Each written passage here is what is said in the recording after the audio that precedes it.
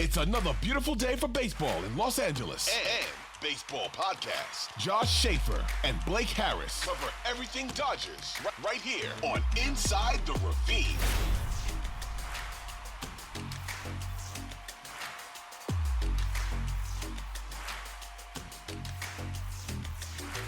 How's it going, everyone, and welcome to a brand new episode of Inside the Ravine. Join me, as always, my co-host Josh Schaefer. I'm your host, Blake Harris.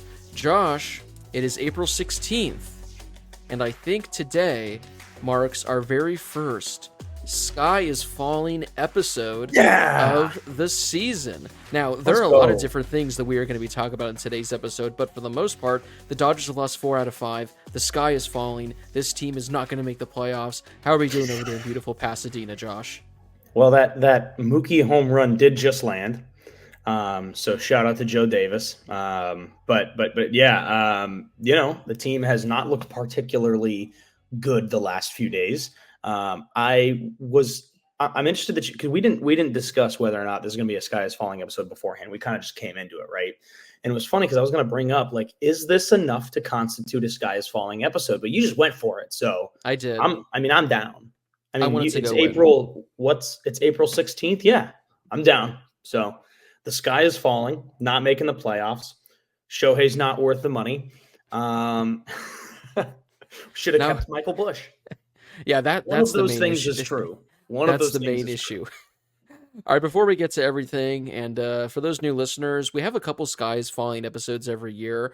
I do think we started earlier last season, if I remember correctly. I don't think we made it nearly 20 games into the season, but there's a lot to get to in today's episode because a lot has happened since the last time we recorded. But before we get to all that stuff, before we talk about why the sky is in fact falling, make sure you guys follow the show on whatever social media app you guys use. Twitter, Instagram, TikTok, YouTube. Just search us up at Inside the Ravine. We're also on every app you get your podcasts. We're on Spotify, we're on Apple, and of course, we're on the Odyssey app.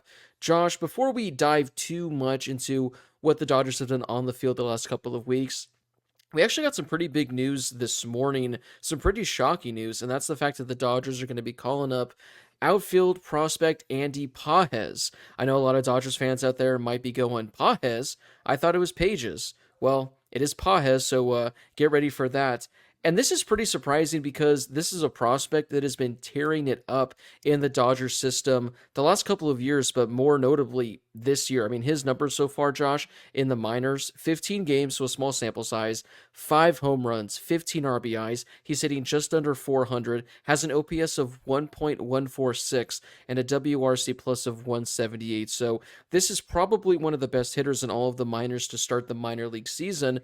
But the Dodgers didn't really have a spot for him to start the season, and over these first couple of weeks, they kind of don't really have a spot for him now, but I guess when the sky is falling, like we've been saying, Josh, desperate times call for desperate measures, so the number one prospect in the Dodger system, Andy Pages, he's getting the call up, and the lineup isn't out now. I mean, we're recording at noon. It's not going to be for a couple more hours. We don't know if he's going to be in the starting lineup, but he'll be making his debut tonight or maybe tomorrow. Yeah, I mean, I'm excited about it because this is a player that we've kind of talked about for a little bit the last couple of years.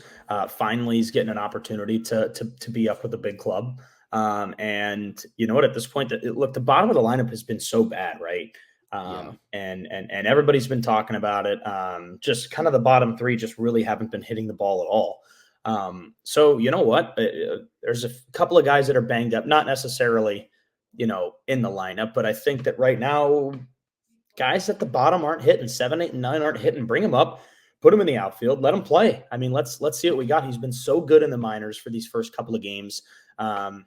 He's only played in 15 games, right? So It's a very small sample size, but he's been absolutely lighting it up, and he's done that throughout his minor league career with the Dodgers organization. So, you know what? Guys aren't hitting. Bring him up. Let him see what he can get. Give him a couple of games. Give him some at bats and send him back down. I mean, I think that's what we're going to see right here from Andy Pages. But I like it. I'm excited about it. I don't know if he's going to play tonight, but it would be cool if he did. I know that obviously there's been kind of a lot of transactions these last couple of days for the Dodgers, maybe more than you'd expect for them at this part of the season, only, 20 games in. But But yeah, this is one that I did not expect to see this early in the season. I thought that we might see it a little bit. I think we talked about guys that we'd expect to get called up. We definitely did that last year on our season preview where we talked about a few guys that we thought would get called up. Well, Paz was a guy that I think we both kind of thought might get called up this year, at least to cameo. Definitely did not think that it was going to be this early in the season. So why not? Let's see what he's got. They're playing the Nationals, and then you've got a couple of games with the Mets this weekend. Let's give him a week. Give him a week, give him a few games, give him a few at bats, and see what he's got. Yeah, I think we talked about Pajes this offseason because I think he was like brought up in questions or something like that. And we both said he'll probably get called up maybe towards the end of the season, maybe if things are going well, maybe like by summer. I think it would be 2 weeks into the season. You mentioned how the 7, 8, 9 hitters have been just atrocious. I saw this tweet, I think it was yesterday or maybe the day before, that the Dodgers 7, 8, and 9 hitters combined have the second worst OPS in all of baseball. Like, they've just been atrocious. So, yeah, you call up Andy Pajes, see what you can get out of him, give him like a 2 week runway. If he's just horrible, if he's clearly not ready, you just send him back down to the minors and then eventually he'll get another opportunity. But what happens, Josh, if Andy Pajes is like Yasiel Puig 2.0, where years back they called him up and he was just like one of the best hitters in all of baseball for the first couple of months? What if Andy Pajes comes up and he shows that he is legit, he is the real deal? All of a sudden now you're adding a bat to your lineup that you can count on that's reliable. And he's also, I believe he's pretty solid defensively as well. He's not like a scorp out there in the outfield. I think he actually grades pretty well. So you're getting a solid addition out there. Josh, I know in our last episode we kind of talked about, again, the guys in the bottom of the order and just how bad they've been doing. Things haven't changed. You might want to get your earplugs because I'm just going to rattle off some of the stats of some of these guys that are hitting 7th, 8th, and 9th. We got Kike Hernandez, who as of right now is hitting 189, a WRC plus of 20. James Outman, who is hitting 185, a WRC plus of 75. He actually has turned things around as of late. Gavin Lux hitting 157, WRC plus of 17. And you have Chris Taylor, who's hitting 030 with a WRC plus of negative 31. Outside of Outman, those are guys that are all unplayable, Josh. So I guess again, this makes a lot of sense because if Andy Paz comes up here and sucks, he still might be better than those names I mentioned. Yeah, I mean, we've got guys, and that's we're going to talk about this, but like some of those guys in the lineup have been so disappointing, and it's added to my frustration with how insane Michael Busch has been. But it's like look, I know that we continue to ask these questions of like, oh, well, where would this guy play if he was still here? Where would Pages play if he was called up? And it's like, look, like it's right there, like. Yeah. The answer is right there. Like you've got guys that aren't hitting the ball, that aren't carrying their weight defensively, and it's tough. Like, I'm not going to sit here and say that Profar bases clearing double the other night that Outman should have had, but like a lot of people are complaining that like somebody else would have made that catch, whatever. He had to go a long way, but it's like I'm talking about other defensive plays too, where it's like maybe somebody else would have laid out a little bit more. Maybe somebody wouldn't have swung at the same pitch in the dirt 3 times. Like I'm not going to sit here and I'm not going to criticize players for looking at balls and strikes or swinging at balls and strikes. But something that really stood out to me the other day was when Matsui was pitching for the Padres. And Matsui was nasty. Like the stuff that this guy had was really impressive. But he's throwing these splitters in the dirt every single pitch. Right? Pitch after pitch after pitch. He threw like 5 of them in a row. Luck swung at every single one of them and missed. And then Mookie came up and took like 4 in a row. And it's like, I know Mookie just watched him face Gavin Lux and knew what he was going to get, but like some of the plate discipline we've seen from the guys at the bottom of the order just haven't been very good either. So I'm like, you know what, just give somebody an opportunity. Like that's why I'm frustrated as a Michael Busch fan. I'm like, hey, like this guy could have been doing this. Like Andy Pajes could be doing this. So I'm not saying that I'm upset with the guys that are at the bottom of the order for the Dodgers, because ultimately I think these are all guys that are more than capable of breaking out of the slump that they've had to start the season. But right now, I mean, 7, 8, 9 have been bad in the lineup. So give somebody an opportunity, and that's looks like what they're going to do with Andy Pajes, and I'm all for it.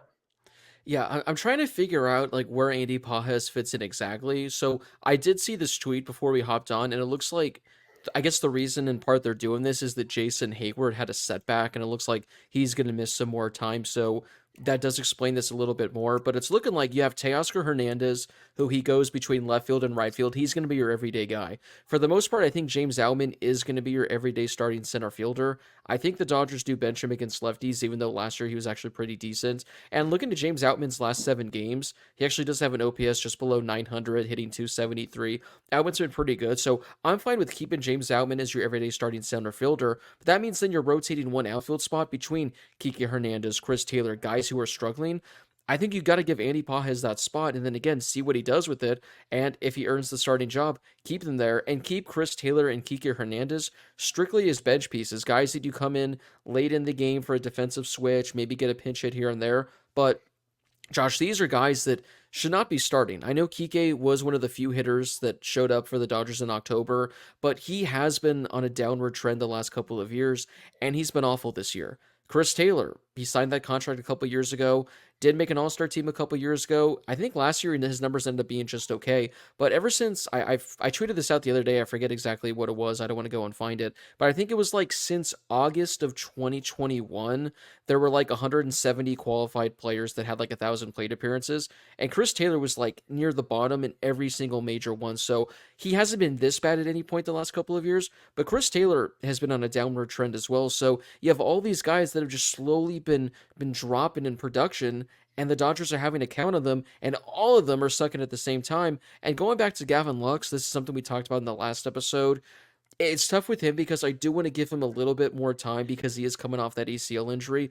But it's not like Gavin Lux was this all-star caliber player before the injury. A lot of people are saying, you got to give him time. When he was at his best, he was a league average hitter. And that's just because he walked a lot and he was able to stretch singles into doubles, doubles into triples. If you look at his baseball savant page from a couple years ago, his highest percentile in anything was like 48th percentile, so he wasn't a great player.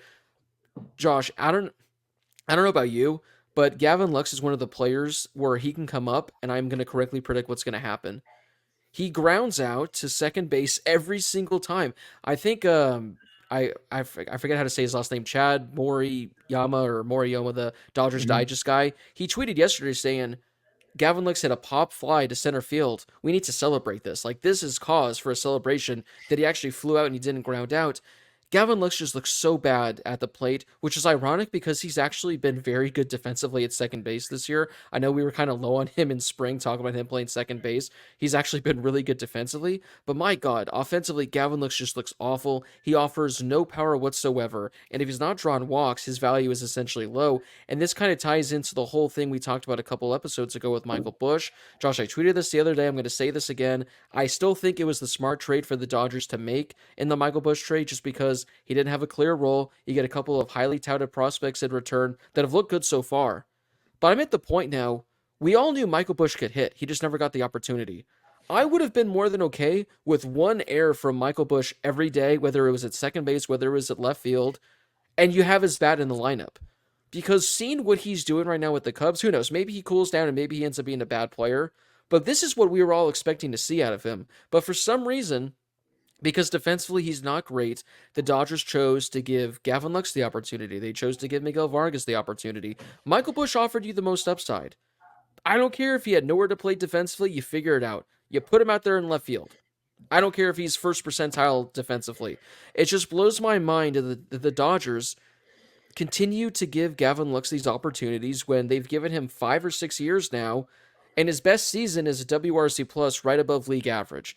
It blows my mind again. They're smarter than we are. Whoever's running the shots up there, they know what they're doing. Clearly, you and I don't. But this one, especially just seeing the early season struggles with how the bottom of the lineup has been constructed, knowing that Michael Busch could have been doing this with the Dodgers. It hurt Josh knowing that Michael Busch got traded, but what he's been doing this past week, leading baseball in OPS, it's just an absolute gut punch that this is the Dodgers. This is the guy the Dodgers chose to let go. Yeah, I mean, you know how I feel about it. I'm a huge Michael Busch fan. I hated the trade when it first happened, and I thought, like, okay, maybe it's just, it's clearing room. Maybe he didn't really have a spot. But what's disappointing about the whole, he didn't really have a spot kind of idea and opinion is that he was never given the opportunity to have a spot, right? This is a guy that just for a few years now was never given a true opportunity to find a place in the team, which was disappointing. And then every time he'd go down, he just absolutely dominate AAA.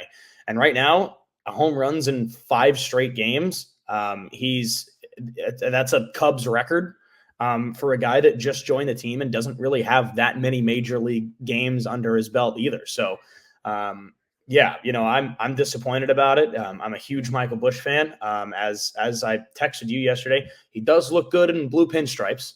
He's always looked good in blue pinstripes, and he's always played well too. But look, I mean, it's disappointing because you don't see very many of these opportunities from the front office where it's like, oh, like you kind of drop the ball on this one. Like, I mean, the one that we've been talking about for years is Yordan Alvarez, right?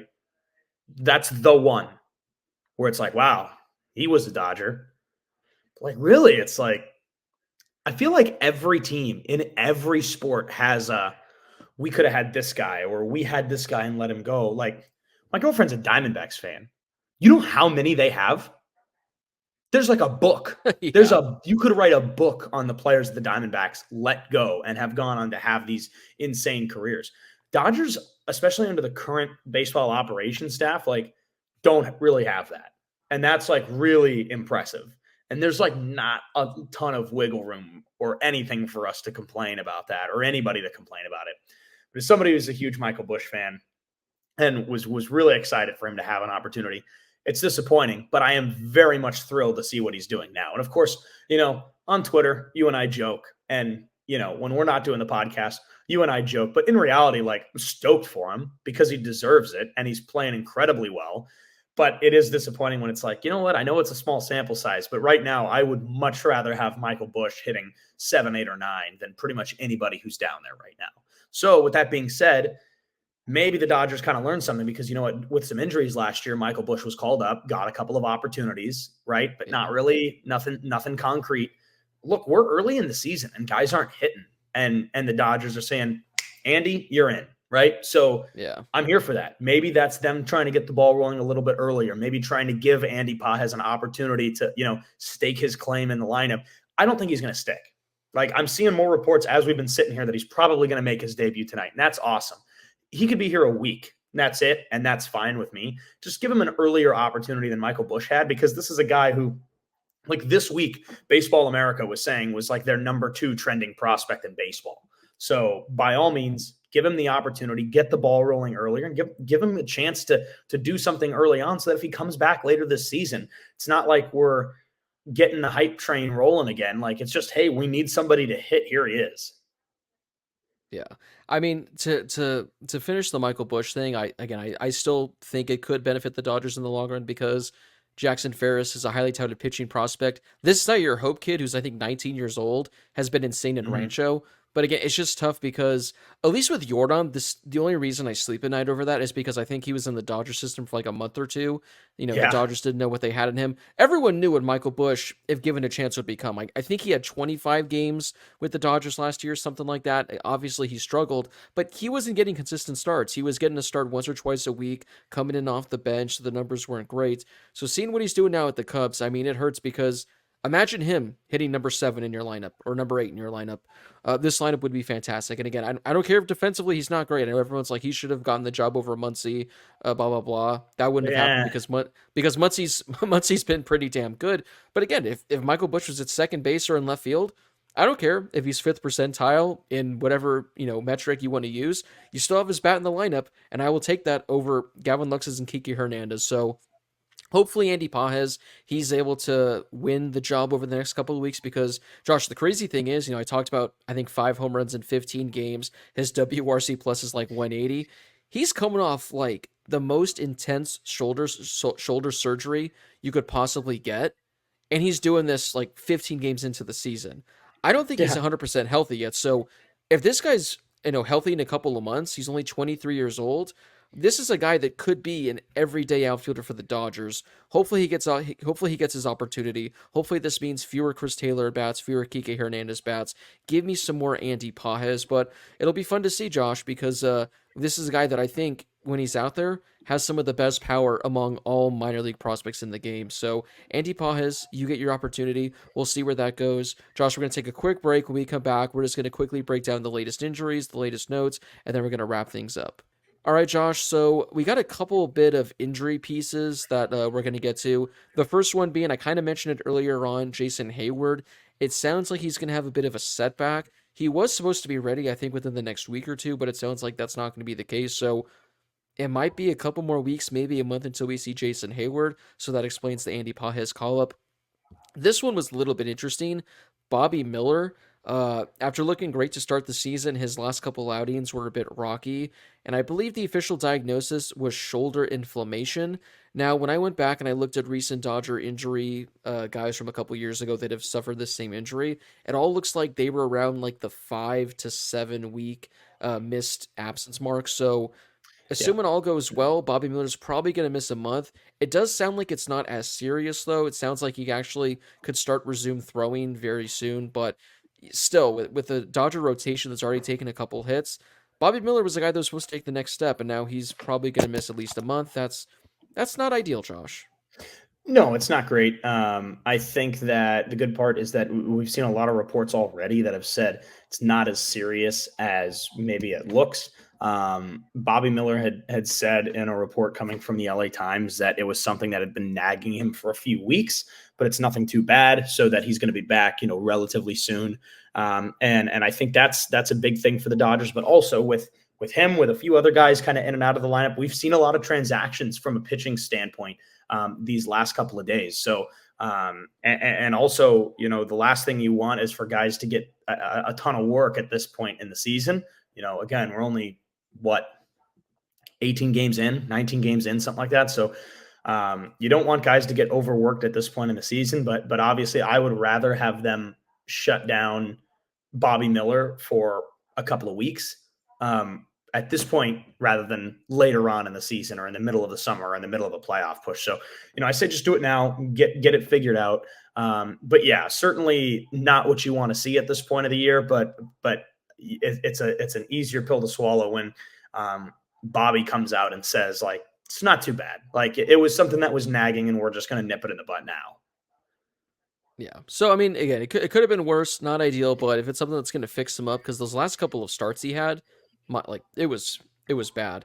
And it's awful because after his first start, Josh, I remember coming on and saying, like, I'm addicted. I need more Bobby Miller. Like, I need to see more of this. And then he just absolutely got shafted. So, yeah. Like I said, a few weeks, maybe a month. But considering when I initially saw the tweet saying shoulder inflammation, I was like, okay, this is worst case scenario. He's back after the All-Star break. So if he misses a couple of weeks, they'll live. They'll be And fine. you know what? It's also something that I think they thought originally would pass, and it just didn't. So I think the fact that it didn't pass and they're just going to try to get it done now, I think is something that is probably a little bit easier to see an end in sight for. And also he said that he was hoping that he could probably just start pitching again by the end of the week. So I don't know if that, like, at least throwing, not obviously in game action. So We'll see if it actually ends up being that soon. That would be great. Honestly, I'm fine if they take a little bit of time here because it's early. Like, the last thing we want is for the team to start getting banged up 20 games into the season. So, but yeah, it doesn't sound like it's too bad. And that's something that I think is obviously a good sign. So with Bobby Miller going on the IL, we've had a bunch of pitching shuffling going on, including yesterday with guys like Nick Ramirez and Ricky Vanasco coming in to throw for the Dodgers. That's just the state of the bullpen right now. That's the state how things are going. And it sounds like for tonight's game, the plan is for Ryan Yarbrough to pitch bulk innings. And Josh, guess who's going to be back? It sounds like Kyle Hurt is going to be activated tonight. Don't know who's going to be sent down. This is still the weirdest thing to me because Kyle Hurt came up, shoved with the Dodgers, went down to the minors, had like the most swing and misses when he made his starts. I still don't know if they're going to use him as a starter, if they're going to use him out of the bullpen, but it looks like Kyle Hurt, I guess, is going to follow Ryan Yarbrough tonight, maybe. And then it sounds like for tomorrow's game, Landon Knack is going to get called up. He'll be making his major league debut. So there's like a number of major league debuts happening this week. There's a number of rookies pitching this week. But Josh, for the guys that are down bad like us that like seeing this stuff, this is a lot of fun these next couple of days. Yeah, I'm looking forward to it. These are again, we talk about the Cape Cod League. I am in fact a big Kyle Hurt fan as well. So I'm looking forward to see what we get. And you know what? You and I have been joking for quite some time now. Like, where is Kyle Hurt? Like, is he okay? Like, why are all these guys getting called up? So Right. we were talking last night. Nick Martinez, or Nick Ramirez. I'm sorry. Yeah. Because there was also a Nick Martinez who pitched for the Padres. So I thought that Nick Ramirez was him, and then saw that Nick Ramirez also pitched for the Padres, and I was like, what is happening? So Right. anyway, Nick Ramirez. But then it's like, these guys come up last night and you're just like, I'm sorry, where are these guys coming from? And then he looked good, and Ricky Vanasco looked really good. Yeah. And it was good. Like, you're excited to see what some of these guys had. So both of them looked good. 2 scoreless innings for Nick Ramirez now. And then Ricky Vanasco. But look, Kyle Hurt's been good, and he was great last year. We were pretty fired up for him. Thought that he was going to have an opportunity maybe earlier this season, and he didn't. And then when guys kept getting called up, we were thinking, like, what in the world is going on? Well, finally it's Kyle Hurt season. He's going to be good, not given a real opportunity, traded in the offseason, I'm sure, because that's the Chad Mays impact with the Dodgers lately. It literally is. Yeah. But yeah, no, I'm excited to see what some of these guys have, because the bullpen has been inconsistent. I know some people are acting as if the sky is falling a lot faster than we are when it comes to the bullpen, but some guys have been good, some guys have not. So let's start seeing what we've got. Last night, what we saw from 2 guys who we certainly did not expect to see pitch last night was 4 scoreless innings between Vanasco and Ramirez. So take that any day of the week, because you don't want to see Tyler Glasnow get lit up the way that he did, but 4 scoreless innings from those guys I think is good. And then Kyle Hurt. So let's see what they've got. Again, kind of the same thing that I said about Andy Pages. I'll echo it again here. Give him an opportunity. Let's see what they've got. Let's see how they can make an impact on this team too, so that especially later in the season, when the time comes and more injuries happen, because they're gonna happen, let's know what you're gonna get from some of these guys. And Vanasco was a player who made his debut yesterday, and I think that people were impressed with what they saw. Pitches had good movement. People liked it. I thought it looked good. So now let's see what you got from another guy in Kyle Hurt as well. Yeah, I mean, it's going to be fun because Kyle Hurt, his limited experiences, I want to say he has 4 total appearances since getting called up, and he's looked great in each and every one of them. So hopefully he comes out tonight. Again, whether it's in bulk, whether he's pitching 1 or 2 innings, hopefully he shoves and he proves to the Dodgers that he needs to stay. I mean, he's probably going to throw 3 scoreless innings and then get a nice one-way ticket back to Oklahoma City tomorrow, but we'll have to wait and see. But yeah, between Ricky Vanasco making his debut last night, he looks really good. Kyle Hurt tonight. Again, it sounds like Landon Knack is probably going to be pitching bulk innings tomorrow. That'll be his major league debut. So it's fun seeing all these young guys getting opportunities, because with how many injuries we've currently seen, with how many injuries we're probably going to see, like you mentioned, Josh, you need to know which guys you can count on, which guys are reliable, which guys you can turn to when needed. So we'll be interesting to see how that goes, again, with Andy Paz making his debut. And I'm looking, and I think that's pretty much everything I wanted to hit on. Now, you kind of mentioned it briefly, Josh, how people think the sky is falling with the Dodger bullpen. I'm not as worried with the bullpen because you have guys like Blake Trinan and Bruce Dark-Gradwell that aren't back yet. Evan Phillips, Daniel Hudson have looked fantastic. I think Joe Kelly just had one bad outing that kind of really skewed his numbers. Mm-hmm. I will say I'm a little bit concerned with Ryan Brazier just because he hasn't looked great so far. But the tough thing with all these relievers is that they've only thrown 3 or 4 games this year, so it's too early to tell. But for the most part, I'm not really that concerned, especially if we have Ricky Vanasco and Nick Ramirez coming out to light things up. So yeah, Are you concerned with the bullpen, Josh? Are you kind of just like, they'll be fine? I'm kind of right now. I think the concern for me was 7, 8, 9. Everything else I'm kind of meh about. Like, let's just kind of, at some point, you just need to see how things play out. Like that's all it is. So see how it plays out, and if you need to make some more moves about it, go ahead. But like, again, my whole vibe from this show today is let's just see what they've got, right? I Yeah. feel like that's been my opinion since the beginning, whether it's Pajes, Ramirez, Vanasco hurt, like let's just see what some of these guys have and then reevaluate afterwards. Like if these guys come in and are really good and then you send them back down, which is going to happen, and then the bullpen's terrible again, like there's an answer for you, right? There's Yeah. a solution in AAA. Same thing with Andy Pajes. So let's just see what they got, right? I'm not super concerned with it. This I think we will classify as our first official the sky is falling episode, but like the sky is falling like very slowly and Yeah. It's like like we have little time to get out of drops. the way. Yeah, it's like Like whoa, little what was drops. that? It's a Like, light drizzle. yeah, it's like before when you're on Tower of Terror and it does like the first little drop and you're like, whoa, but like not later on. So like let's take it Right. easy, all right? Like Right. we'll see them figure it out. The Dodgers will start to figure it out a little bit, but the sky is gradually falling. There is time to get out of the way of the debris. Agree. Yeah, it's not full on panic like a couple of ours last year. Now, Josh, one Yeah, final of question. course not. One final question I have for you. How quickly will Dodgers Twitter turn on Andy Pajes if he goes 0 for 4 with 3 strikeouts tonight? Oh, I hope not as fast as I might think they would. But no, if he's 0 for 12 after 3 games with a bunch of strikeouts, then maybe he's not ready. Yeah. But tonight, let's pump the brakes, and then tomorrow we'll reevaluate again. Again, right, that's so- another one of those little drops. Like that's all it is. Yeah, just a droplet. Like Josh said, not a full skies falling like previous years. Just a little light drizzle. Maybe like one of those little earthquakes where you're just like, was that just an earthquake? I think it was. It's I one of felt those a things little where jolt. where you text your buddy like, "Did you feel that?" And they're like, no, and then you're like, I felt okay. something. I thought I It's felt one of something, those. but maybe not.